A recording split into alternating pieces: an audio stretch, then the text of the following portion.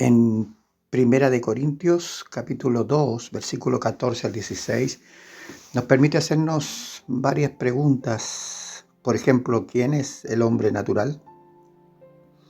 Eh, ¿Por qué éste considera locura las cosas de Dios? Entonces partamos por leer el versículo 14. Dice, pero el hombre natural no percibe las cosas que son del Espíritu de Dios, porque para él son locura, y no las puede entender, porque se han de discernir espiritualmente. Y como decíamos antes, ¿quién es este hombre natural? ¿Por qué para él son locura las cosas de Dios? En primer lugar, el hombre natural es el cual en todos nacemos, con el cual todos nacemos, el hombre natural, y que permanece por naturaleza apartado de Dios, apartado como el alma se separa del cuerpo cuando muere. En un cadáver, todas las facultades del alma han dejado el cuerpo insensible a todo lo que antes le permitía sentir, ver, oír y entender. Entonces, ¿por qué el hombre natural piensa que las cosas del espíritu son locura? Porque está separado de Dios. El hombre natural no tiene capacidad de entender, ver ni oír las cosas que son del Espíritu de Dios. Igual que el cuerpo que queda sin alma está muerto. El hombre que está separado de Dios está muerto espiritualmente. Por eso no percibe ni entiende las cosas que son del Espíritu de Dios. Aquí no se está hablando de capacidad intelectual, emotiva o de voluntad. Alguien puede decir, yo leo un pasaje de la Biblia y lo entiendo. Sí, pero esa es otra cosa lo que está hablando. Es como Jesús cuando habla con Nicodemo le dice que para ver el reino de los cielos él tiene que nacer de nuevo, para ver, ¿te das cuenta? Ahora, un pasaje que arroja luz al respecto es Juan 3:31. El que de arriba viene es sobre todos, el que es de la tierra es terrenal, y cosas terrenales habla. El que viene del cielo es sobre todos. Cristo es el que viene de arriba, y todos nosotros, por nuestro estado natural, somos terrenales, y las cosas terrenales sí las podemos entender, pero las celestiales no. El versículo 15 dice, en cambio el espiritual juzga todas las cosas, pero él no es juzgado de nadie. Y la pregunta entonces es, ¿quién es el espiritual? ¿Quién juzga todas las cosas?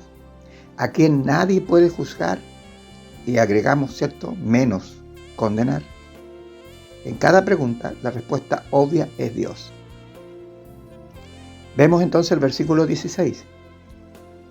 Porque ¿quién conoció la mente del Señor? ¿Quién la instruirá? Mas nosotros tenemos la mente de Cristo. La pregunta, ¿de qué mente está hablando? ¿Quién conoce la mente del Señor? ¿Quién puede enseñarle algo a esa mente? Naturalmente está hablando del Señor, porque Él es quien lo sabe todo y a quien nadie le puede instruir, porque Él ya lo sabe. Pero llama la atención que el texto agrega al final, dice, pero nosotros tenemos la mente de Cristo. ¿Qué quiere decir esto? Pensemos, ¿dónde está la mente dentro de un cuerpo humano, me refiero? En la cabeza, ¿no es cierto? Efesios 1:22 dice, y sometió todas las cosas bajo sus pies, y lo dio por cabeza sobre todas las cosas a la iglesia. Entonces Cristo es la cabeza y su cuerpo es la iglesia. Entonces en 1 Corintios 12:27 dice, vosotros pues sois el cuerpo de Cristo y miembros cada uno en particular. Bueno, es obvio que la mente está exclusivamente en la cabeza. En el caso del cuerpo humano, ¿quién ha visto una mano con cerebro o los pies pensando por sí mismo? A ver, ¿qué hace la mano en tu cuerpo? Se mueve conforme a la voluntad de tu mente. Lo mismo es cuando estamos en el cuerpo de Cristo.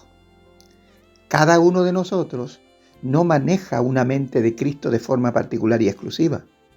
La mente de Cristo es corporativa.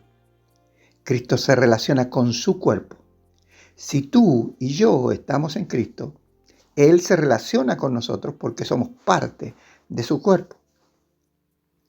Así como tu mente tiene percepción instantánea de todo lo que tu cuerpo puede estar sintiendo o necesitando, Cristo, la cabeza, está consciente y de todas las necesidades y los pensamientos de cada uno de sus miembros, por insignificante que nosotros pensemos que somos. Como ilustración, ¿ya? Para que vean que a veces uno no se da cuenta que aún lo que habla, lo que dice, el mínimo deseo y pensamiento, Dios está atento a ello. Y es como una especie de señal, como que Dios dice, a ver, ¿tú piensas que yo no estoy al tanto de lo que tú piensas, de lo que sientes, de lo que haces? Un día le decía a mi esposa, voy a comprarme unos antifaces y unos tapones para los oídos, porque ella se queda un rato más viendo televisión. Y yo quiero dormir y a veces el ruido no me deja. A los pocos días no me había comprado tales cosas y alguien en mi trabajo llega con una bolsita con unas cositas ahí, me extraño, una bolsita pequeña, y me muestra ahí, me está dando, entre otras cosas que me estaba regalando un antifaz y unos tapones perfectamente sellados. Y me dio mucha risa porque es como que si Dios hubiera dicho, bueno, tú pediste esto, querías esto, ahí lo tienes, toma. Ahora, es una anécdota, ¿cierto? Yo no lo pedí, pero el Señor mostró que estaba atento a mí. ¿Por qué? Porque en el Salmo 139:4 dice, pues aún no está la palabra en mi lengua, y he aquí, oh Jehová, tú las sabes todas. Entonces, ¿qué nos queda por hacer a nosotros como parte de su cuerpo? Isaías 26:3 dice, tú guardarás en completa paz a aquel cuyo pensamiento en ti persevera, porque en ti ha confiado. Pero entonces, ¿por qué no siempre estamos plenamente conscientes de la voluntad de Dios si somos parte de su cuerpo? Porque aún no hemos tomado plena conciencia de que en nosotros cohabitan dos naturalezas, totalmente diferentes una de la otra. Estas son el hombre natural y el Espíritu Santo, que mora en los cristianos, los hijos de Dios. Y además, estas dos naturalezas se oponen entre sí. Mira, Gálatas 5:17 dice, porque el deseo de la carne, o sea, del hombre natural, es contra el Espíritu. Y el del Espíritu es contra la carne. Y estos se oponen entre sí, para que no hagáis lo que quisierais. La carne quiere hacer algo y el Espíritu quiere hacer otra cosa. Al hombre natural se le llama en este caso carne, como vimos. ¿Y por qué se oponen? Se oponen porque ambas naturalezas, la carne y el espíritu, proceden de voluntades opuestas. La carne busca satisfacer sus propios deseos terrenales, temporales. Y los deseos del espíritu buscan la gloria del Padre y del Hijo, al que el hombre natural no puede conocer realmente. Y aquí estoy hablando también de cristianos, ¿cierto? Nosotros conocemos al Señor por revelación del Espíritu, por medio de la palabra. Pero de lo contrario no sabríamos nada de Él. Estos son dos caminos muy diferentes, como ya hemos visto. En Isaías 55:9 dice, ¿cómo son más altos los cielos de la tierra? Así son mis caminos más altos que vuestros caminos, y mis pensamientos más que vuestros pensamientos. Hay una diferencia, ¿cierto? Y aquí lo pone en altitud, más alto. Ahora, ¿qué vino a unir la carne con el espíritu en nosotros, en los creyentes, en los que creen en Cristo? Por supuesto, Cristo en la cruz. Cristo en la cruz.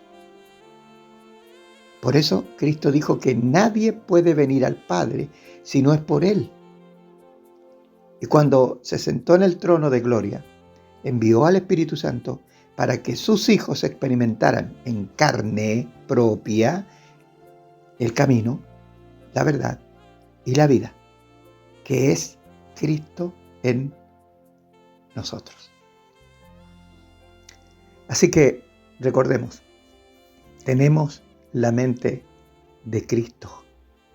Por lo tanto, siendo miembros de su cuerpo, podemos estar tranquilos y confiados en que Él conoce cada una de nuestras necesidades.